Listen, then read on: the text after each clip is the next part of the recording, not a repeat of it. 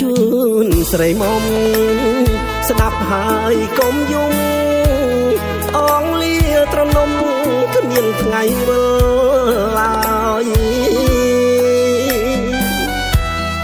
នឹកអា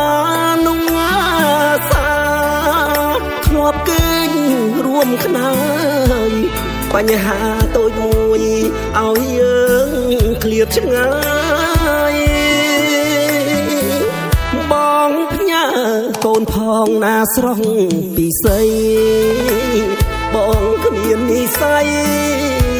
ថែកូនប្រុសស្រីដោយផ្ទាល់ដៃឡើយរូបអូននេះងាហើយជាខ្យល់ដង្ហើមជាទឹកសន្សើមផ្ដើមកូនឲ្យរស់អោកូនសំឡាញ់ឲ្យប៉ាសូមទោសដែលឲ្យកូនប្រុសរស់នៅឯកាខ្វះភាពកង់ក្តៅរស់នៅពីបាព្រួលតែគ្រួសារដើរដល់ផ្លូវបែកយប់ស្ងាត់ជងំប៉ាយំនឹកកូននឹកឃើញម្ដងចង់ស្ទុះត្រកងបីបំកាយាតែម្ដាយកូនណាថ្លៃគ្មានក្តីមេត្តាចង់ផ្ដាច់វាសនាប៉ានឹងរូបកូន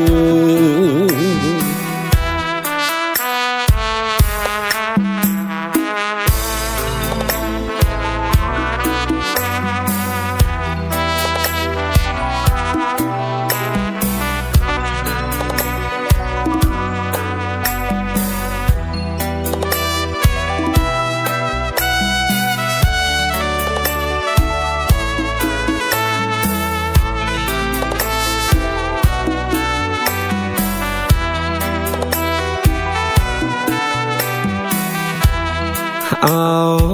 កូនសំឡាញ់ឲ្យប៉ាសូមទោស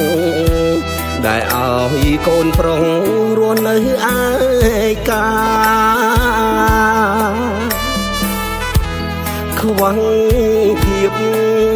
កង់ក្តៅរស់នៅពីបាព្រួលតែគ្រួសារដើរដល់ផ្លូវបែកយប់ស្ងាត់ជងំប៉ាយំនឹកកូននឹកឃើញម្ដងចង់ស្ទុះត្រកងបីបំកាយា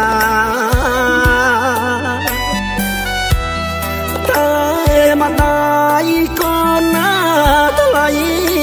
គ្មានក្តីមេត្តាចង់ផ្ដាច់វាសនាប៉ានឹងរូបកូន